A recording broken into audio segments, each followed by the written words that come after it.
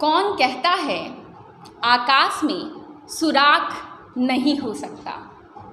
एक पत्थर तो तबीयत से उछालो यारो। नमस्कार, लाइव इंडियन गार्ड से मैं केतकी। कहानियाँ, प्रेरणादायी कहानियाँ, मोटिवेशनल स्पीकर्स आजकल युवाओं की पसंद और ज़रूरत दोनों हैं। फिलहाल एक वैसी ही मोटिवेशनल कहानी आपके लिए लेकर आया है आपका अपना live Indian guard. Toppers talk की श्रृंखला में आज पहली मुलाकात करने वाले हैं हम चंद्रकांत रवानी से। BBMKU ने PG के रिजल्ट्स जारी किए, काफ़ी बच्चे पास कर गए तो कईयों ने फर्स्ट पोजीशन सिक्योर की। गरिमामयी और गौरव का पल विश्वविद्यालय के लिए भी, छात्रों के लिए भी और उनके परिवार वालों के लिए भी। आइए बात करते हैं चंद्रकांत से और जानते हैं क्या सीख सकते हैं आज के युवा उनसे। सबसे पहले बधाई हो। Thank you ma'am. Okay Chandrakant, तो इससे पहले कि क्योंकि आपको सुनने वाले काफ़ी BBMKU के स्टूडेंट भी हैं, कुछ बाहर वाले भी हैं, तो उन्हें बताइए कि चंद्रकांत कौन है, क्या आप अपने आप को कैसे फील करते हो। बस बाकी स्टूडेंट के ऐसे हम भी एक नॉर्मल स्टूडेंट है, ऐसे कुछ है नहीं कि मतलब कुछ ऐसे स्पेशलिटी है। मतलब अगर किसी को लगता है कि टॉप करने के लिए काफ़ी ज़्यादा आपको पढ़ाई करना है, फिर मतलब एवरेज स्टूडेंट होकर भी अगर आप ठीक से टाइम देते हो तो आप अच्छा कर सकते हो। बस आपको एक कंसिस्टेंसी मेंटेन करने की ज़रूरत होती है। ओके, तो मतलब चंद्रकांत एक नॉर्मल स्टूडेंट है जैसे सारे होते हैं। बिल्कुल below average. Below average, yes. Okay, तो चंद्रकांत एक बात सबसे पहले, कैसे पता चला और कब पता चला कि आपने टॉप कर लिया है। पहले तो मतलब मुझे पता था कि मैं ही टॉप करूंगा, क्योंकि स्टार्टिंग के 3 सेमेस्टर क्यूमुलेटिव मार्क्स में मैं काफ़ी नंबर से लीड कर रहा था अपने बाकी सारे कैंडिडेट से, जो भी स्टूडेंट्स हैं। तो फिर मतलब मुझे ये नहीं पता था कि यूनिवर्सिटी में 2800 सब्जेक्ट से मुझे ज़्यादा मार्क्स आएगा, ये मुझे नहीं पता था। तो मतलब ऐसे जिस दिन रिज़ल्ट आया था, परसों आया था रिज़ल्ट, तो हम बाहर थे, तो जब रिज़ल्ट आया तो हम देखे तो मतलब मुझे ऐसा था कि 4 सेमेस्टर में कम से कम एटलीस्ट 4 थियरी पेपर में मेरे को 70 में से 60s में मार्क्स रहे। तो मतलब हर बार 3 सेमेस्टर में ऐसा होता था कि 2 में 60 है, किसी में 59 हो जाता था, कभी 58 हो जाता था। तो मतलब मेरे को ऐसे रहता था एटलीस्ट कम से कम 60 भी रहे तो वो मेरे लिए ज़्यादा अच्छा होगा। तो जब हम रिज़ल्ट देखे तो मुझे देखा 60, 60, 62, 62। I was more than happy उसी समय कि हाँ ठीक है, मुझे नहीं पता आगे क्या होगा, मेरा सपना पूरा हो गया। यहाँ पर या कि मुझे इतना मार्क्स मिल गया, बस मुझे यही था कि मेरे को 60s में मार्क्स चाहिए थे और वो हो गया था। तो मतलब मुझे लगता है आपका कंपटीशन केवल आपसे था। हाँ बिल्कुल यही था। बिल्कुल मुझे भी यही लगता है। यही लगता है। ओके चंद्रकांत, आपका स्ट्रीम कौन सा रहा और पढ़ने के लिए आपने क्या घंटे कभी तय किए कि मुझे इतने घंटे पढ़ने हैं?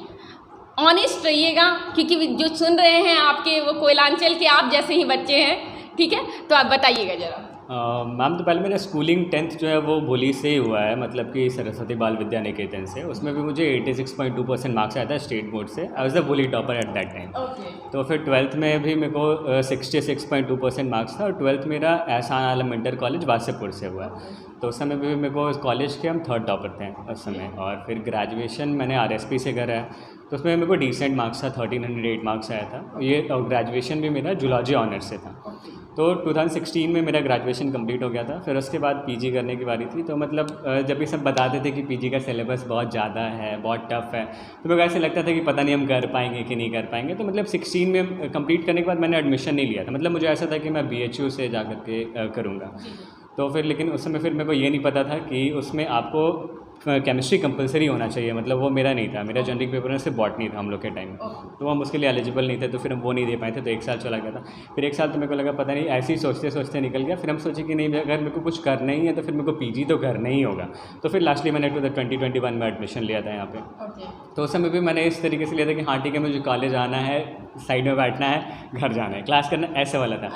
तो लेकिन मतलब ऐसा नहीं था कि हाँ ठीक है, देखते देखते 1-2 क्लास में फिर सारे प्रोफेसर्स लोग नाम से जानने लगे। तो फिर वो काफ़ी बड़ी बात होती है कि अगर आपको 100-150 बच्चे में अगर प्रोफेसर्स आपको नाम से जानते हैं, तो मतलब वो काफ़ी बड़ी बात थी मेरे लिए भी। कि स्टार्टिंग में मतलब अगर ऐसे कि जब भी आप आकर के पढ़ाई कर रहे हो अगर इनकेस, तो आप थोड़ा बहुत गलती से, स्टूडेंट से सभी गलती करते हैं, तो प्रोफेसर से डांट भी पड़ती है। तो कभी उसको इस तरीके से नहीं लेना है कि मतलब हाँ ठीक है मेरे को डांटे, क्योंकि इनिशियली मेरे को भी ऐसा लगता था 2-3 बार के बाद तो मतलब तो बहुत डांट खाए हैं सर लोग, सर मैम से। मेरे को ये लगता था कि हम ड्रॉप कर देते हैं। हम घर में जाके पापा को बोले भी थे कि अब हमको लगता है कि हम ड्रॉप कर देते हैं, मेरे से नहीं हो पाएगा, क्योंकि हम जा रहे थे बस डांट ही खा रहे हैं और कुछ कर नहीं पा रहे हैं। तो फिर उसके बाद क्या हुआ कि फिर ऐसे धीरे धीरे फिर बोले कि ऐसे बोले अच्छा ठीक है एक सेमेस्टर देख लो, अगला सेमेस्टर देख लो, ऐसे करते करते आज पीजी कंप्लीट हो गया और आज हम यहाँ पे आप लोग के सामने बैठे हुए। मतलब इतने मार्क्स लाने वाले टॉपर प्रोफेसर की डांट से डरते थे? बहुत ज़्यादा, सेना सर से तो बहुत ज़्यादा। ओके, तो मतलब बैक बेंचर्स जो होते हैं उनके प्रति आपकी क्या सिंपैथी है थोड़ी सी? वैसा कभी फील हुआ आपको?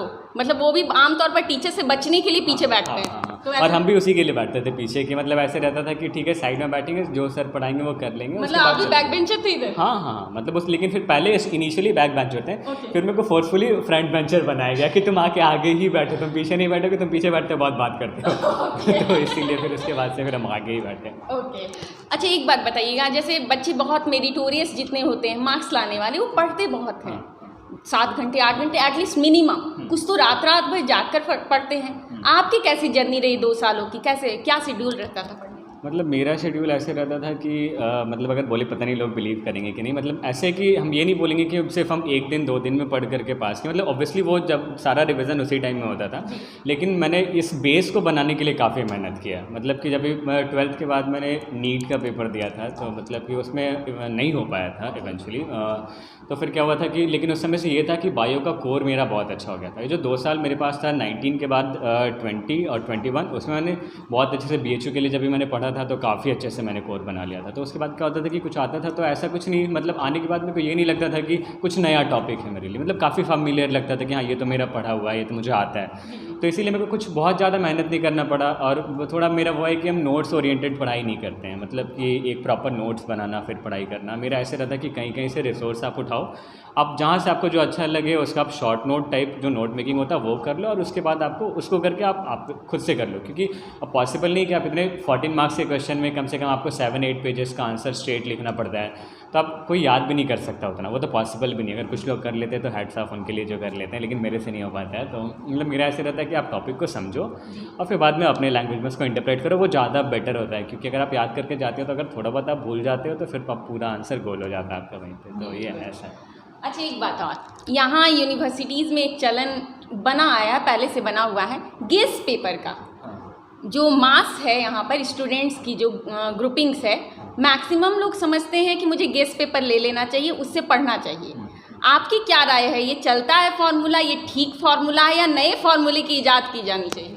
गेस्ट पेपर से मतलब पहले तो हम अपना बता दें कि हम लोग का जूलॉजी सब्जेक्ट है, तो इसका कोई गेस्ट पेपर नहीं आता है। इवन वो ग्रेजुएशन में भी नहीं आता है और पीजी में भी नहीं आता है, तो हम लोग को तो वो पूरा ही पढ़ना होता था।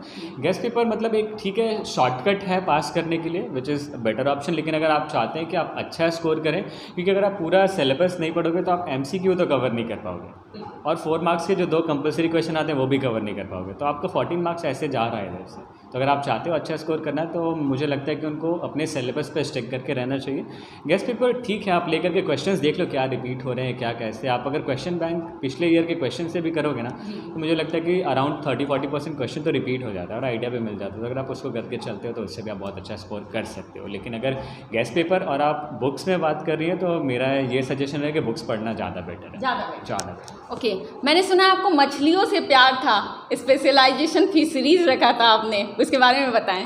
मछलियों से प्यार तो मुझे बिल्कुल नहीं था, मतलब मछली तो मुझे पसंद भी नहीं, मैं खाता भी नहीं हूँ, बिल्कुल नहीं, मुझे स्मेल ही नहीं पसंद है उसका। लेकिन ऐसा है कि हमारे पास 3 ऑप्शन था, एक था फिश एंड फिशरीज़, एक एंटोमोलॉजी था और एक मॉलिक्यूलर बायोलॉजी था। तो मेरा जो इंक्लिनेशन था थोड़ा मॉलिक्यूलर बायोलॉजी की तरफ था, लेकिन हम लोग को ओपन मिला नहीं था मॉलिक्यूलर बायोलॉजी। हमारे पास 2 ही ऑप्शन था, या तो आप फिश एंड फिशरीज़ ऑप्ट कर सकते हो या तो एंटोमोलॉजी। तो फिर मैंने सोचा क्या ले, तो फिर मतलब फिर इवेंचुअली ऐसे तो लास्ट तक मेरे को लग रहा था कि मेरे को एंटोमोलॉजी लेना है, और फिर इवेंचुअली एक स्ट्राइक किया कि नहीं ठीक है फिश एंड फिशरीज़ कहीं भी लेना, जाके पढ़ना ही है, दोनों नया ही सब्जेक्ट है। तो फिर मैंने सोचा कि ठीक है एक बार कुछ अपने कंफर्ट जोन से बाहर ट्राई करते हैं, तो फिश एंड फिशरीज़ ले लिए थे। फिर मतलब मजबूरी का नाम फिशरी आपके लिए ऐसा कुछ बना गया? हाँ बिल्कुल, लेकिन वो अभी सब बहुत अच्छा मार्क्स मिला मुझे उसमें। Okay, you scored. या ओके, आपने यहाँ तक पीजी की पढ़ाई कर ली, आगे की क्या प्लानिंग है और काम करने का जीवन में? क्योंकि हर कोई पैसे कमाने के लिए काम करता है, प्रोफेशन चुनता है, आपके लिए मोटो क्या है, केवल पैसे कमाना या कुछ और? नहीं, सिर्फ मतलब फाइनेंशियली स्टेबल होना तो एक प्रायोरिटी है, सभी के लिए होता है, सिर्फ मेरे लिए नहीं, सभी के लिए होता है। मतलब ऐसा नहीं कि सिर्फ पैसा कमाना है।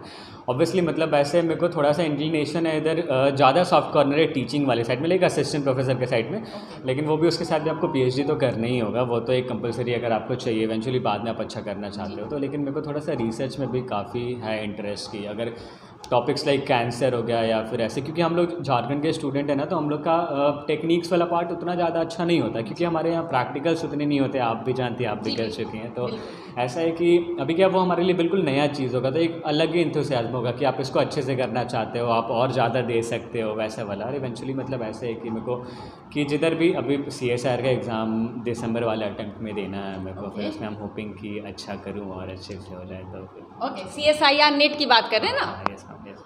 ओके, सफलता का श्रेय किसको देना चाहेंगे? सफलता का श्रेय सबसे पहले पेरेंट को, क्योंकि उन्होंने काफ़ी मतलब कि हमेशा ही सपोर्ट करा है। लाइक इवेंचुअली अभी मतलब मैं पोस्ट ग्रेजुएशन कंप्लीट हो गया, लेकिन वो अभी भी मुझे एक ही बात कहते हैं कि तुमको और एक बार नीट का पेपर देना चाहिए, तुमको और एक बार नीट का पेपर देना चाहिए। अभी भी सभी घर में यही बात कहते हैं कि एक बार तो ट्राई करना। हम बोले नहीं मम्मी, अब तो वो तो अंडर ग्रेजुएट कोर्स है, ये PG हो गया, फिर से अब एज भी हो गया ना, 24 हो गया, अभी फिर हम जाएंगे, वो काफ़ी लंबा कोर्स है, 5.5 साल, फिर 3 साल का PG, फिर वो काफ़ी ऐसे। तो मतलब मेरे को ऐसे कि अब मेरे को भी है कि अब फाइनेंशियली स्टेबल होना है, क्योंकि 24 हो गया है, तो ऐसा है इसलिए। ओके, तो अब अंतिम सवाल, वैसे मैं एक आध और पूछ सकती हूँ फिर भी, तो क्या आपने कभी सोचा था कि आप टॉपर बनेंगे? ऐसे वैसे सपने आते थे क्या पहले 3 सेमेस्टर के वक्त तक? हाँ, मतलब ये तो था कि मेरे को अपने डिपार्टमेंट में सबसे ज़्यादा मार्क्स आएगा, वो मुझे वो पक्का था, क्योंकि स्टार्टिंग के 3 क्यूमुलेटिव जब भी हम मार्क्स ऐड किए थे ना, तो हम सेकंड वाले स्टूडेंट से अराउंड 50 मार्क्स से लीड कर रहे थे। तो वो तो पॉसिबल ही नहीं था कि कोई मेरे से 50 मार्क्स लीड कर जाता लास्ट सेमेस्टर। अगर 4-5 रहता तो वो थोड़ा सा मेरे को भी रहता कि हाँ कोई लीड कर सकता है, लेकिन 50 काफ़ी ज़्यादा था। तो मेरे को एक सेफ साइड में हम थे कि हाँ हम मेरे को अपने रेस्पेक्टिव डिपार्टमेंट में तो हम टॉप कर जाएंगे, लेकिन ये नहीं पता था कि मतलब सारे डिपार्टमेंट। मतलब जब भी रिजल्ट दिया था तो मेरे को ये पता था, हम घर में आके बोले थे कि पापा हम टॉप कर गए हैं, लेकिन अपने डिपार्टमेंट में। मेरे को ये नहीं पता था। जब भी फिर वापस से जब लिस्ट आया तो फिर हम देखे तो हम बोले कि अच्छा मेरे को सबसे ज़्यादा मार्क्स आए बाकी लोगों से भी। तो फिर वो काफ़ी प्राउड फीलिंग था, क्योंकि पहले वाला तो सबका रिएक्शन भी काफ़ी नॉर्मल था, क्योंकि सबको पहले से पता था कि ये तो टॉप करेगा। मतलब जब भी पता चला कि अच्छा सारे डिपार्टमेंट में किया, तो घर में सभी काफ़ी खुश थे। मतलब ऐसे पापा तो काफ़ी खुश थे, बोले थे कि हाँ ठीक है, वी फील वेरी प्राउड कि तुम इतना अच्छा किए हो। एक बात और, आमतौर पर बाहर जब जाते हैं झारखंड के बच्चे, जो भी विद्यार्थी हैं, भले ही उन्होंने गोल्ड मेडल लिया हो, मेरिट से ऊपर हो, उनकी शिक्षा पर उंगली उठाई जाती है, उनके मेरिट पर उंगली उठाई जाती है, या PG वाले जो होते हैं, जो विश्वविद्यालय से पढ़ते हैं, इधर की यूनिवर्सिटी से, उन्हें माना जाता है कि अच्छा तुमने तो ऐसे ही टॉप कर लिया होगा। तो क्या ऐसी मानसिकता वालों के लिए क्या कहेंगे, या ये राय जो बनाते हैं वो सही करते हैं? नहीं, ये राय तो सही नहीं है, क्योंकि सब क्या होता है कि अब ये डिपेंड नहीं करता कि आप कहाँ से कर रहे हो, आप कैसे कर रहे हो ये मैटर करता है। सपोज़ कि अगर बात करते हैं, लोग स्कूलिंग का भी बात करते हैं, तो कभी कभी स्टेट बोर्ड के बच्चे ज़्यादा अच्छा कर जाते हैं CBSE और ICSE वाले से। मतलब ये एक उन लोग के पास प्रोस है CBSE के पास कि उनका फाउंडेशन अच्छा होता है, ये होता है। लेकिन अगर मेहनत करने वाले बच्चे रहे तो स्टेट बोर्ड से भी अच्छा कर सकते हैं। हम भी खुद स्टेट बोर्ड से ही थे, तो मैंने 10th 12th में काफ़ी अच्छा करा है। तो मतलब आई जस्ट फील कि अगर आप ठीक से मेहनत करते हो तो आप अच्छा कर सकते हो कहीं से भी। ये मैटर नहीं करता कि आप कहाँ से आए हो। आप कभी कभी प्रोफेसर्स को भी आप ब्लेम नहीं कर सकते हो। आप पोस्ट ग्रेजुएशन में आकर के, मुझे ये लगता है कि आपको खुद पे ज़्यादा फोकस करना चाहिए कि हम इसको कैसे इंप्रूव कर सकें, क्योंकि आप मैच्योर इनफ हो अब कि आप खुद से बुक रीड कर सकते हो अगर आप PG के स्टूडेंट हो तो मतलब आप ब्लेम नहीं डाल सकते ऐसे कि अच्छा मुझे पढ़ाई नहीं गया था इसीलिए मैं नहीं कर पाया। तो मतलब ये मेरा मानना है पर्सनली, बाकी लोग का डिफर कर सकता है, मेरा ये मानना है। ओके, अंतिम सवाल, क्या कहना चाहेंगे, क्योंकि आप टॉपर्स टॉक में सुने जा रहे हैं, लोग आपको टॉपर्स टॉक में सुनेंगे, क्या कहेंगे विद्यार्थियों को, आइदर वो कॉम्पिटिटिव एग्जाम्स प्रिपेयर कर रहे हो, BBA MKU में हो, या छोटे बच्चे, क्योंकि वो आपको देखेंगे, टॉपर्स की बात हर घर में होती है, क्या कहेंगे? बस अगर PG वाले को अगर बताना है तो मैं ये कहना चाहूँगा कि जो वो फर्स्ट सेमेस्टर से एडमिशन लेते हैं, जो हमने मिस्टेक करा है वो हम चाहते हैं कि वो ना करें। अगर वो सीरियसली असिस्टेंट प्रोफेसर बनना चाहते हैं या फिर PhD करना चाहते हैं तो मुझे लगता है कि फर्स्ट सेमेस्टर से ही उन लोगों को प्रिपरेशन स्टार्ट कर देना चाहिए UGC नेट या फिर CSIR नेट के लिए। क्योंकि क्या होता है ना, ऑलमोस्ट काफ़ी सिलेबस तो फेमिलियर रहता है उसका, और उससे तो आप क्या होता है अच्छा कर सकते हो। आप इवन आप अपीयरिंग में आप क्रैक कर सकते हो, तो ये एक बेटर ऑप्शन है। और जो बाकी सारे स्टूडेंट हैं जो जूनियर्स है वो सारे कुछ है, तो बस यही रहेगा कि आप लोग अच्छे से मेहनत करो और अपने पे कॉन्फिडेंस रखो कि आप कर सकते हो, आप अच्छा कर लो। Okay, thank you Chandrakant. Thank you. Motivational कहानियों की श्रृंखला में, टॉपर्स टॉक की श्रृंखला में पहली कहानी लेकर आए हम आपके लिए। कमेंट सेक्शन में ज़रूर बताइएगा चंद्रकांत कैसे करते हैं आपको इंस्पायर, क्या सीखा आपने। और धनबाद के ऐसे ही मेरिटोरियस स्टूडेंट्स को लेकर आएंगे हम आपके लिए लाइव इंडियन गार्ड पर। तब तक के लिए आप बने रहें लाइव इंडियन गार्ड के साथ।